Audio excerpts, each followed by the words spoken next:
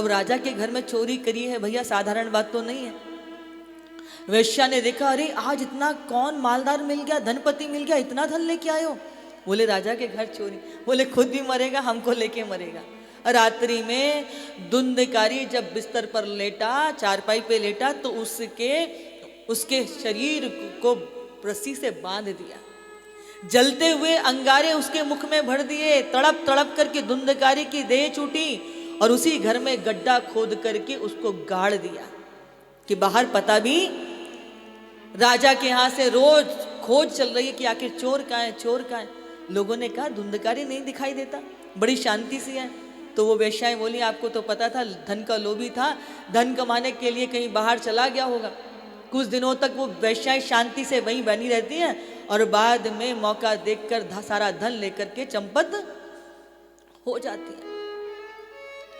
अब इधर बंधुओं, जो गोकर्ण जी महाराज हैं, वो संतों की टोली में रमण किया करते थे, विहार किया करते थे, विचरण किया करते थे। एक बार अपने साथियों के साथ विचरण करते हुए निकल रहे थे तो देखा गांव की सीमा नजदीक है। जब तक गांव में पहुंचते तब तक रात्रि जो थी वो चहुं ओर पसर चुकी थी। सोचा रात्रि में किसको जगाएं, तो वो अपने घर में ही पहुंच करके सोचा यहीं विश्राम करते। घर पूरा खंडर बना हुआ था। घर किससे बनता है? घर ही पत्थर मकानों से नहीं बनता, घर तो घर के लोगों से बनता है। और देखा जाए जिस प्रकार से किसी मंदिर की शोभा माँ, वो होते ना भगवान होते हैं, ऐसे घर की शोभा माँ से होती है। तो वो जब घर में गए तो घर खंडर जैसा था, खाने को दौड़ता था, साए साए जैसे होती है ना, ऐसे। अपने चद्दर को इन्होंने, धोती को खोला, उसको बिछाया और अपनी भुजाओं का तकिया बना करके सोचा कि रात चुपचाप कब बीत जाएगी। तभी अनेक प्रकार के भयंकर उत्पात जैसे सुनाई देने लगे। हवा बवंडर के रूप में, शब्द अनेक प्रकार के उनके कानों में पड़ने लगे। उन्होंने कहा ये क्या हुआ, कौन हो कौन हो, कुछ आवाज ही ना समझ में आए। तब जो उनके पास कमंडल था ना, उस कमंडल से जल हाथ में लेकर के जैसे ही छिड़का है तैसे ही सुनाई दिया, अहम भ्राता तोदिस्योस्मि धुंधकारी ती नामता स्वकीय नैव दोषण ब्रह्म तत्व नाशितम मया। मैं आपका भाई धुंधकारी हूं। ब्राह्मण कुल में, विप्र कुल में जन्म लेने के बाद भी असुर जैसे कार्य करने के कारण मैं प्रेत बन के भटक रहा हूं। भैया मैं बहुत प्यासा हूं, भूखा हूं, हवा मुझे बहा के ले जाती है। मैंने बहुत अपराध किए हैं, परंतु मुझे मुक्ति दे दो। बहुत कष्ट है, बहुत पीड़ा है, बहुत पीड़ा है। धुंधकारी तो दुष्ट था ही, लेकिन जो गोकर्ण जी थे वो कौन है? गोकर्णो पंडितो ज्ञानी। गोकर्ण जी पंडित हैं, ज्ञानी हैं, साधु। और साधु कौन? बोले साधु वेश धारण करने से नहीं बनता। साधु वो होता है जो दूसरों के दुख को देख के द्रवित हो जाए, जिससे सामने वाले की पीड़ा भी अपनी पीड़ा दिखाई देने लगे, जो स्वार्थ से परे होकर के दूसरों की मदद करने के लिए अपने आप को प्रस्तुत कर दे। गोकर्ण जी ने कहा भैया तुम तकलीफ में मत आओ, चिंता मत करो।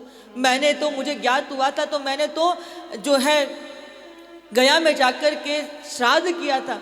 बोले मैंने इतने पाप किए हैं कि कितनी बार भी श्राद्ध कर लोगे तो भी मुझे मुक्ति मिलने वाली नहीं है।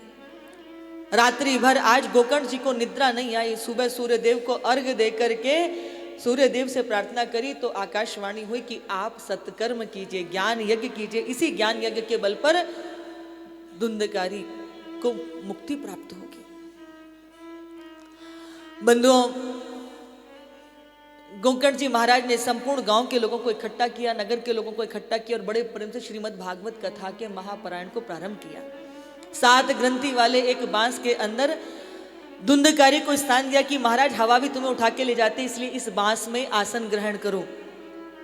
प्रथम दिन की कथा पूर्ण होती वो ग्रंथि फट जाती, दूसरे दिन की कथा के बाद वो दूसरी ग्रंथि फटती। ऐसे प्रत्येक ग्रंथि एक एक दिन की कथा के बाद फटने लगी। और आश्चर्य मत कीजिएगा, हमने ग्रंथियों को फटते हुए देखा है। बांस की ग्रंथियां फटती हैं, उनको स्थान दिया गया। वो विधि विधान से पूरा अनुष्ठान कर्मकांड के साथ होता है, श्रद्धा के साथ में किया जाता है। तो वो ग्रंथियां फटने लगी और जैसे ही 7 दिन की कथा पूर्ण हुई तैसे सुंदर से स्वरूप को धारण करके धुंधकारी अपने भाई गोकर्ण जी महाराज के चरणों में गिर पड़े। गोकर्ण जी भी पहचान नहीं पाए कि भैया तुम कौन हो। बोले पहचाना नहीं, आप ही का भाई दुष्ट दुर्विनीत पापी अधम, लेकिन आप कितने दयालु हैं, कृपालु हैं कि आपने मेरे इतने सारे अपराधों को नहीं देखे। आपने मेरे सारे अपराधों को क्षमा करके सब कुछ भुला के मुझे हृदय से लगा दिया। बड़ा कौन जो आपके अपराधों को गिनाता रहे, आपको छेदता रहे, या बड़ा वो होता है जो आपके मनोटनो अपराधों को भी दूर करके कि ये मेरा है, मुझे इसको सुंदर बनाना है, मुझे योग्य बनाना है, उसके लिए प्रयत्नशील हो जाए। यहां अपने भाई का कैसे कल्याण हो, वो गोकर्ण जी महाराज ने कथा श्रवण कराई। भगवान के दूत आए और धुंधकारी को अपने साथ लेके चले गए। ग्रामवासियों नगरवासियों ने कहा कि कथा तो हमने भी सुनी, परंतु हमारे साथ तो ऐसा व्यवहार नहीं हुआ।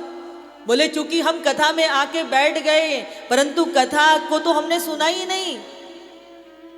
शरीर यहाँ होता है, मन जाने कहाँ कहाँ घूम रहा होता है। वृंदावन में आके बैठ गए, पता नहीं घर में क्या हो रहा होगा, दुकान पे क्या हो रहा होगा, ऐसा क्या होगा। मन न जाने कितनी बार यहाँ बैठ करके भी बाहर भ्रमण कराता है, पर धुंधकारी ने पश्चाताप हृदय के साथ उस कथा को श्रवण किया था, इसीलिए भागवत कथा ने उनका कल्याण कर दिया।